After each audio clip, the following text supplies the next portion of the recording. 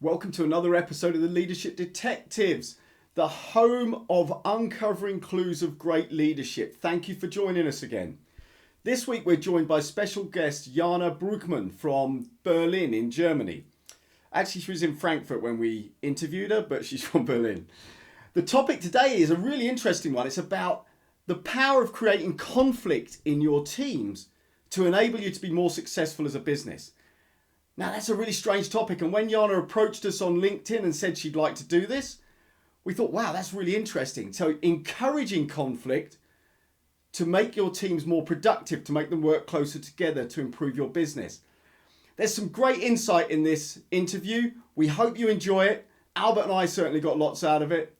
Please subscribe, please give us a thumbs up, please leave your comments. And remember, if you want a free coaching session, just please send us a message. Look forward to hearing your feedback. Enjoy the episode.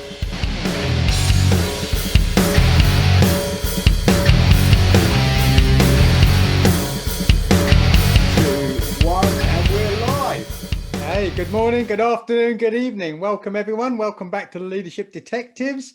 Ready for us to give you another dose of looking for the clues to great leadership. Neil, good to see you here. How are you? You well? I'm fantastic. Thank you, mate. Yes, loving the sunshine today.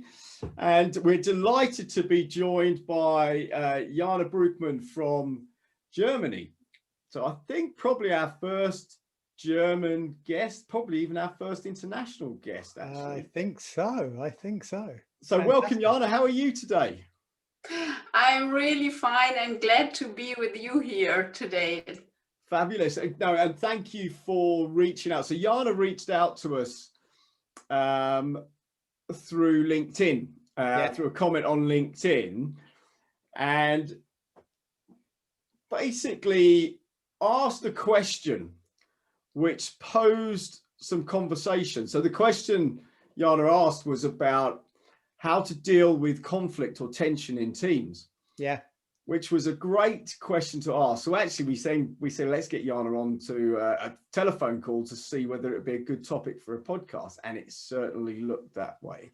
It certainly is. And the conversation with Jana was great as well. Jana's got some other material that we'd like possibly to share at some other point in time. But Jana, great to see you here. Thank you very much for joining us. So let's pick you up on the challenge that you created for us, and let's take the challenge on together. We've decided to headline this one as inviting conflict. So I think that's the topic we're going to cover. But let's let people know who Jana is, first of all, right? So first introduction for you, Jana. Imagine you were being invited up onto a stage and you're going to present to an audience, mixed audience, different ages, different genders, gender-free, everything. How would you like them to introduce you? What do you want them to know about you? Oh, that's that's interesting. Yeah. So I'm a human, first of all, a female human living in Berlin, Germany. I'm a mother of two teenagers right now, and I'm through corporate business activities. Yeah.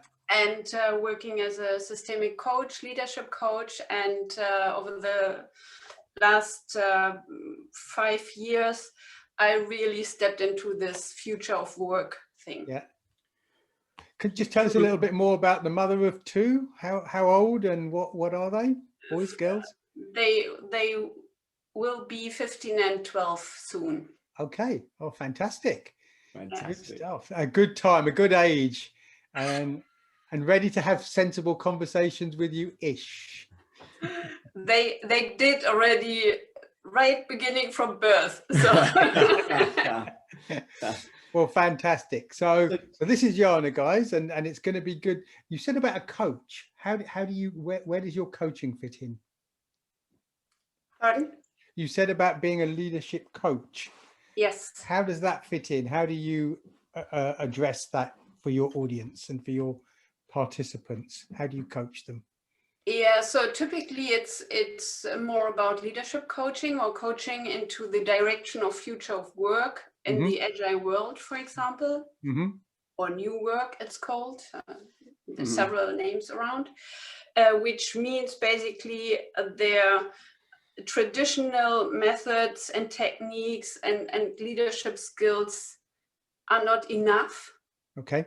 And it turns out they need probably some impulses or some, strange things to try out to achieve further goals. Basically in startup, grown up, IT, software development area, but it's more and more getting into other businesses as well. Okay. So you use the term future work. Yeah. What does that mean? It's away from traditional, a hierarchy management systems, like based on Taylor. Frederick Taylor and Henry Ford is a very famous name in this area, where we say, okay, this is alpha, the way how to organize, the way how to design your organization. And we say, okay, probably might be more beta. Beta is, in software development, it's never final. It's not finished yet. So you invite change and new things and try things out. Okay. Stuff like that. So in the terms of the topic around conflict, which is how we got here, and you reached out and said, how would you deal with tension or conflict as a leader? How would you define conflict? Yeah, so typically the term conflict is judged. So there's a judgment behind that. It's meant to be negative. So it's better to go with another term, which is not more neutral. So like tension. Okay. So it's like you can say, okay, there's a difference between what is and what could be, potentially be, which might be more successful, interesting to go, whatever. And so there's a difference, and it's coming up in a person. So when you put the question out to us about conflict and tension, how would we manage it? What was behind your thinking when you asked that question? So first of all, I'm in that area right now. I'm not an expert yet, but I'm reading a lot of books and try to find out what is behind that.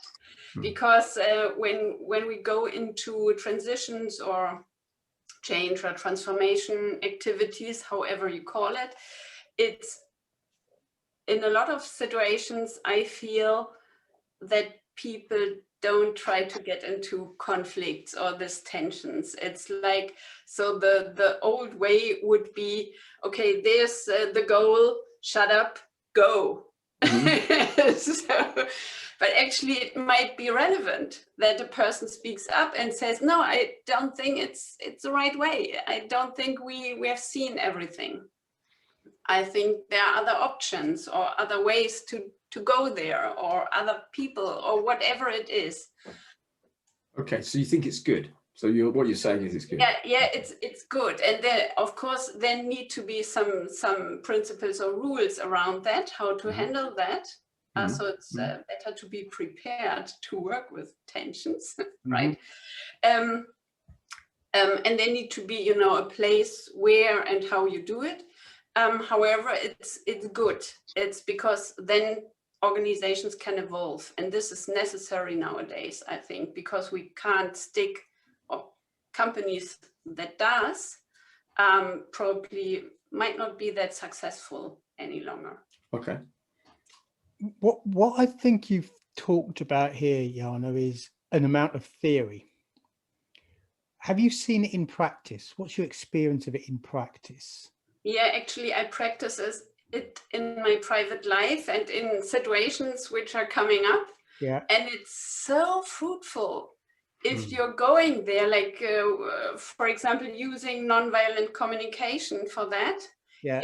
You're getting much closer to the other person and to get a deeper understanding of the perspective, and it opens the picture for other options.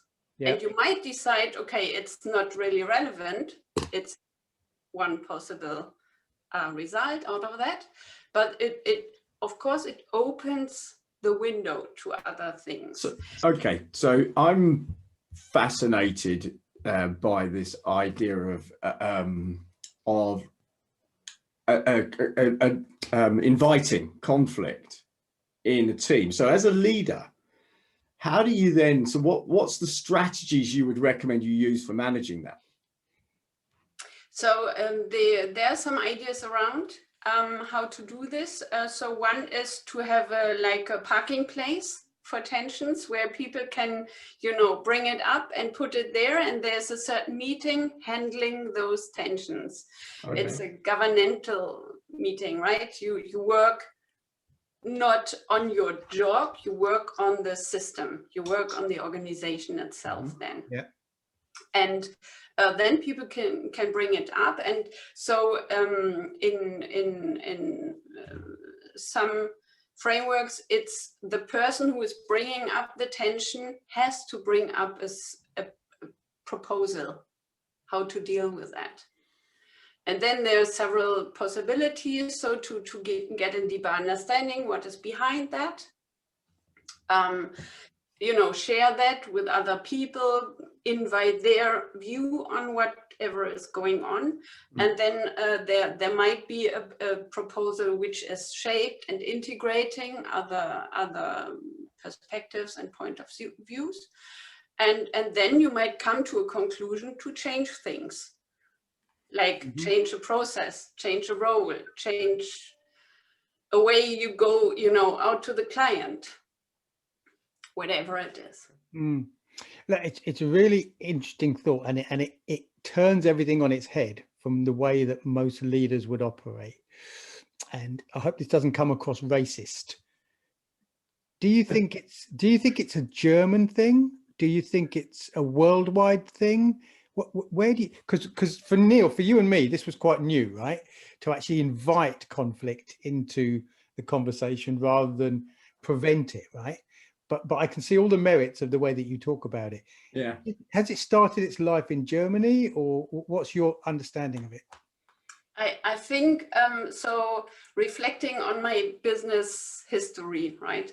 So in corporate life, you have the organizational design. If you are silo oriented, there might be the different silos might have different goals, right? So we talked about sales is signing oriented and delivery might be revenue oriented. And so when there's a certain situation at customer side, which is not standard, then you need to figure out how to deal with this situation from both anchors, right? And so it's dealt with, but there might not be a structure to do that, because people just work together and find out a way to go for this client in this situation. So it's already done.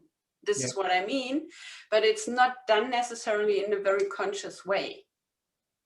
Okay.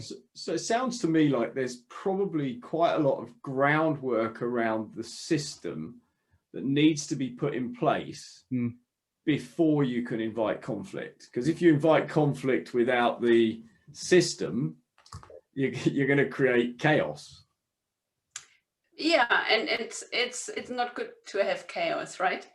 Well, sometimes it is, but probably not in this situation. Yeah, might be fruitful, but in seldom situations, I think. Yeah, so it's you and there are a lot of programs in organizations existing to come up with new ideas, not necessarily technology driven, but might be like, okay, if we do it this way, it might be better, easier, less time consuming, with lower prices or costs involved, whatever it is. So there are already ways where organizations invite, proposals. Yeah. So, but it's done on not on a monthly basis or on a bi-weekly basis or so. How this type of organizations I'm talking about would do that. I'm thinking about it from our leadership audience, right? Who hopefully have got some level of skill and understanding of models. And one of the models that comes to mind would be the situational leadership model, right? So the question is, does the team or members of the team need to be in a certain place on that situational leadership model for this to work, right? They need a certain level of maturity. Or am I overthinking it? This is following a certain mindset. Yeah. Right. Yeah. So if you're looking at employees are, lazy, they have no clue, they are not knowledgeable enough, whatever, about their work, right? I mean, this is on topics where they are the experts, where they are working actually.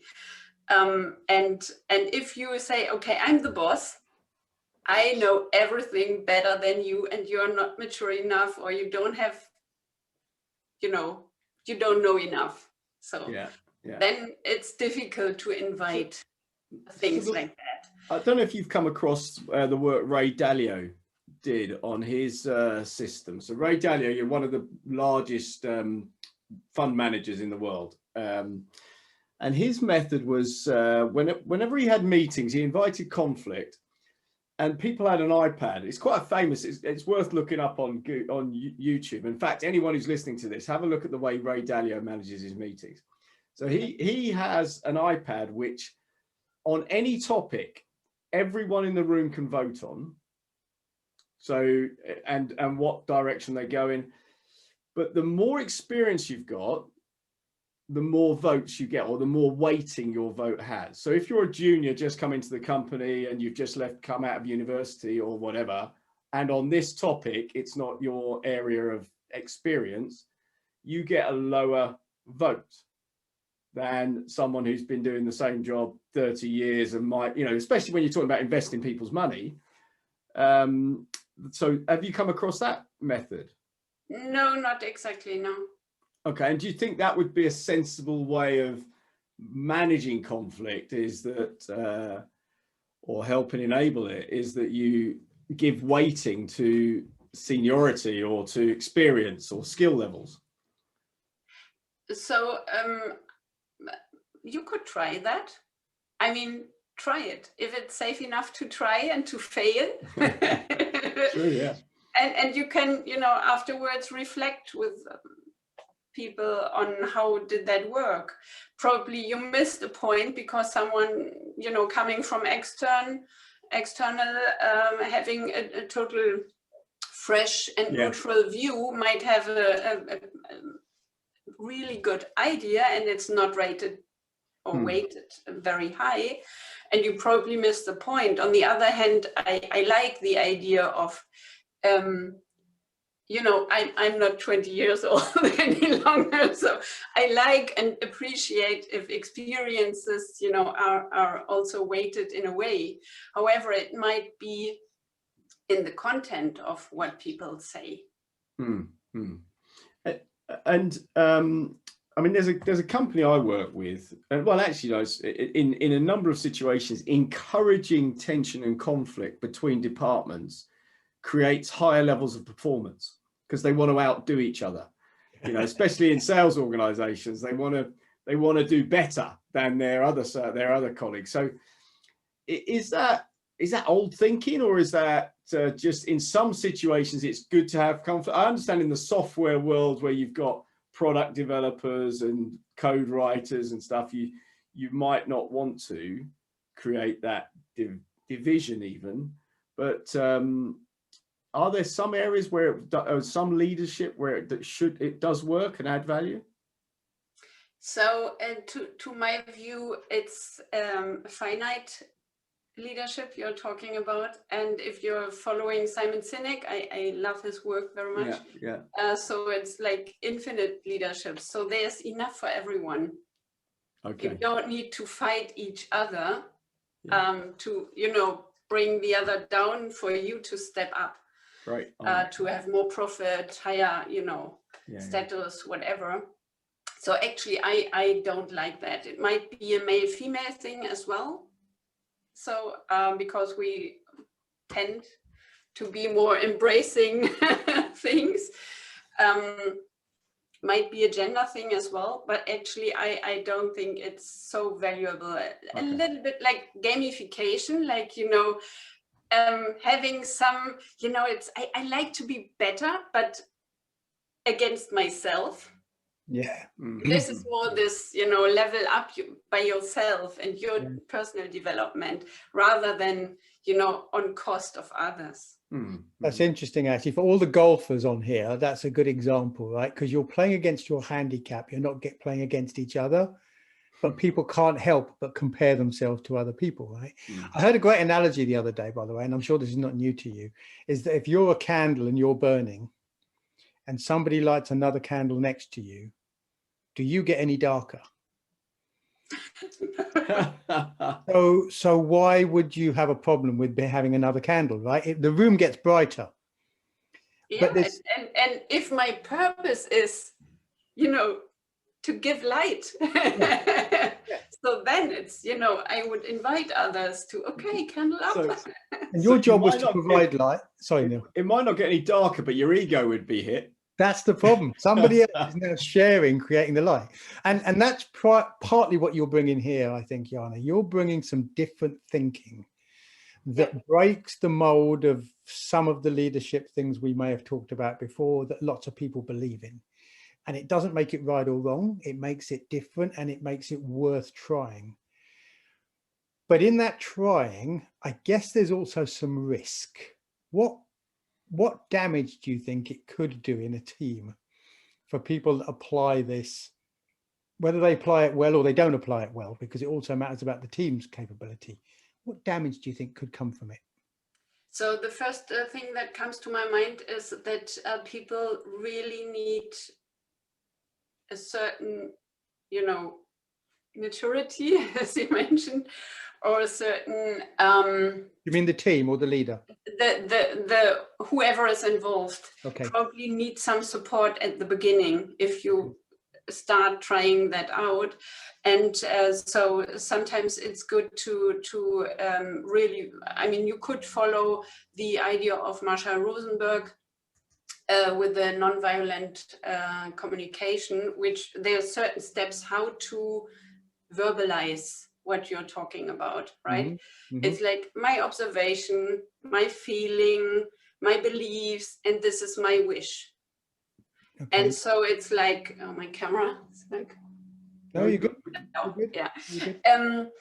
So it's like, so if I come up and say, you failed, you did it wrong, blah, blah, blah. So probably it's not the best way to speak about this. And also inviting other perspectives sometimes is not very easy. So this is, so there you need, of course, a level of psychological safety. Yeah. And you would need, if you're the boss in the room, you would need to be open to whatever is coming up, and you need to be able to hold that. Yeah. And that's probably not easy, right?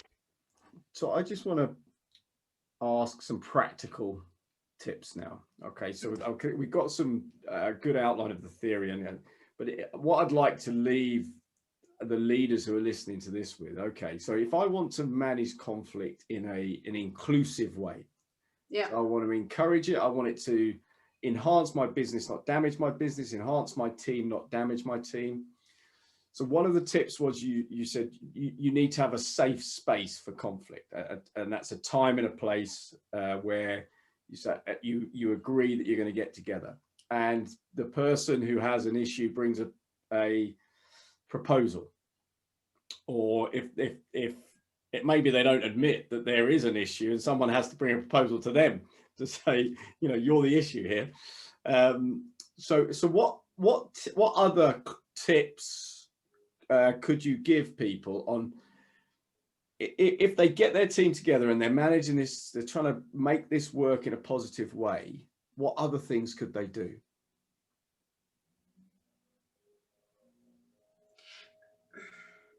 So basically that's it, right? It's you need to be open. I mean, really interested in that. If you fake that, it will fail, right? First of all. Second, you need some, principles or rules around that. So where do we, having a parking place, something like that. So where do we put those issues? Yeah. And, don't do it like this person is a problem. It's more probably the behavior of a person. Yeah. So their system theory comes in. People are probably not the problem, but what the role in the system might be. Yeah. The reason for their behavior in this area. So then you need an agreement on when you will handle that. And you need some rules around how you will do that. Mm-hmm. So, and if you're, there's a lot of stuff in the internet available about that. Yeah. However, if you think it's better to have someone neutral moderating such a meeting, would be probably a good idea, especially on the way how people name whatever comes up. Yeah. Okay. Because it might be something in a relationship to another person, or a role, or whatever, an outcome. What might be. Yeah. Just a quick thought, actually. If there are people that want to look into this a bit more, what resources would you advise them to go look at? So actually, something I just read, and it's in German, but it's available in English language as well. This is the loop approach. It's a summary, actually. So this is how people can run a transformation. Yeah, this is the whole thing, and there it's included, and they use ideas based on holacracy, where it's already tension-based activities, but there's a lot of other stuff out there as well. We have a lot of management leadership books, like this also German Magic of Conflicts of a Swiss guy with the potential and wisdom in the collective. And stuff like that. And what is really a good base, or might be a good base, is Marshall Rosenberg's work on nonviolent communication. Okay. So, it's interesting, actually. This is a fascinating topic, and I'm just thinking there are people I'm coaching and working with, and they've got all sorts of different conflicts in their team. You've got there's one company I can think of where two of their best people are in conflict because one thinks they do more work than the other, and this other person, and the other person thinks they do more than they do, and there's this conflict going on about who does most work, who does the best work. And they're professionals, they're not, this isn't salespeople. And in another, it's weird, the different conflicts that happen. So no, this is in fact, and actually a leader taking that on and acting as a mediator in that type of situation is quite a big challenge for most leaders to do. Yeah. So we could go on forever on this topic. So Jana, I guess, but we'll move on to a couple of quick fire questions in a minute. But just if you were going to leave leaders that are listening to this, one thought on all of this topic around managing conflict, managing tension, what would be one thought you'd like to leave people with? The first thought coming to my mind is I love Brené Brown. Have you heard about her? Oh, I know Brené Brown well. Vulnerability. Yeah. So it really, allow yourself to be vulnerable. Okay. Okay, that's great. That's a great message. That's a great message. Okay. And it's so difficult, you know.